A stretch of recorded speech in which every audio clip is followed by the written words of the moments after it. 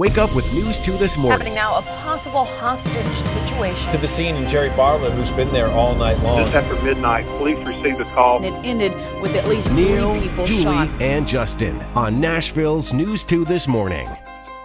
Measuring the ingredients precisely, mixing them up, kneading the dough, and rolling it out to the perfect thickness. Looks like a typical morning in a bakery. All until Amanda Swats pulls out the cookie cutter in the shape of a dog bone. I'm making cheesy garlic bones. See Spot Eat is an all-natural dog bakery, making the most gourmet treats for your pooch.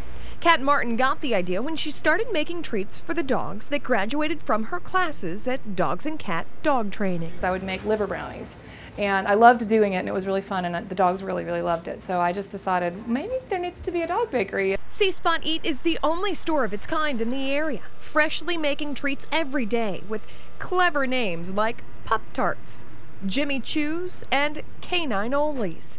They look just like anything you'd see in a human bakery, and some even taste pretty similar, but it's all healthy for your dog. We don't use any added sugar, we don't use any chemicals, natural preservatives. We just wanted it to be as natural as possible. See Spot Eat opened 4 years ago in Berry Hill, and even throughout the recession, business gets better each month. People tend to, I think, when times get tough, spoil their animals even a little bit more. Like they will actually do without so their animals can go with.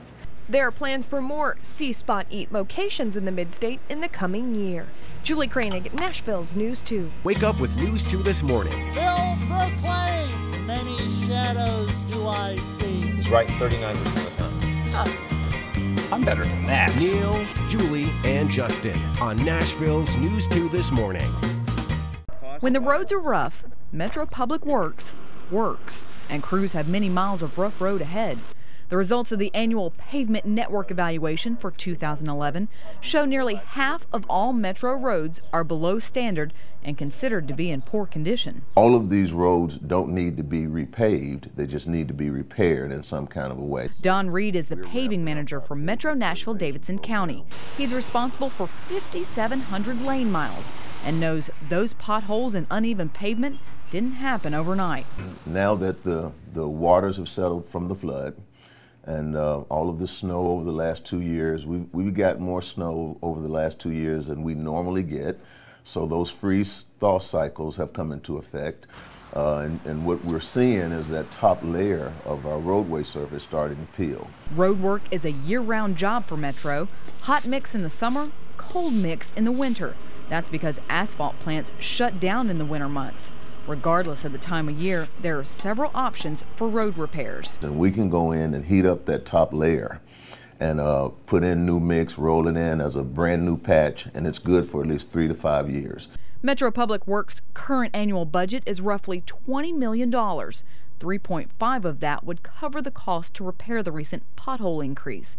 The department works on a 5-year plan and continuously adds and prioritizes roads based on damage and budget. For Reed and his crews, work is already underway. We're ramping up our pavement preservation program. We'll be doing more infrared repair. We'll be doing more crack sealing this year to help get those numbers back under control. Heather Jensen, Nashville's News 2. Wake up with News 2 this morning. We have some breaking news this morning. It is a geyser right there. Jerry Barlow joining us on the phone. Semi here was turning in over here, and he hit the fire hydrant. Neil, Julie, and Justin on Nashville's News 2 this morning. Now, from Music City. This Week with Bob Mueller. This week, it's one thing to try and teach redistricting by telling them. It's another thing to actually let them do the process. Williamson County school kids come up with their own redistricting plan. More in our This Week cover story. This is not a religion like Christianity. Islam at a crossroads in this country. You will hear from an expert on the religion. Some of the longer serving employees is representative of a lot of the veterans who work for Tennessee state government. The governor remembers the state's fallen veterans. And we've been able to trace it back to the Ferry campaign. GOP presidential candidate Herman Cain denies allegations of sexual harassment from now 5 different women. There's not anybody in my campaign that knew anything about this. Cain's rivals sound off about the allegations.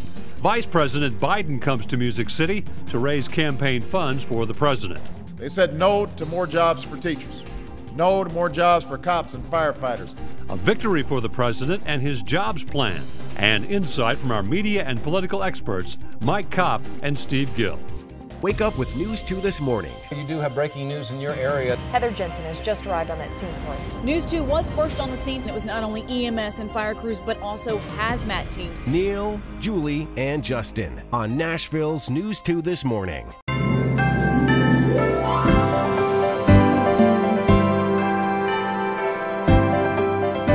Season's greetings from Nashville's News 2. Wake up with News 2 this morning. Here is exclusive video of the Titan team plane landing at Nashville International. And from there, it was off to Baptist Sports Bar. Things are quite simple. Mr. Adams wants to win a championship. Neil, Julie, and Justin on Nashville's News 2 this morning. Wake up with News 2 this morning. How about some more ways to lose weight? All right, Countdown go back here. to that countdown. Yeah. You're talking to the guy who once ordered a family-sized portion of spaghetti at an Italian restaurant. They're like, Neil, Julie, and Justin on Nashville's News 2 this morning.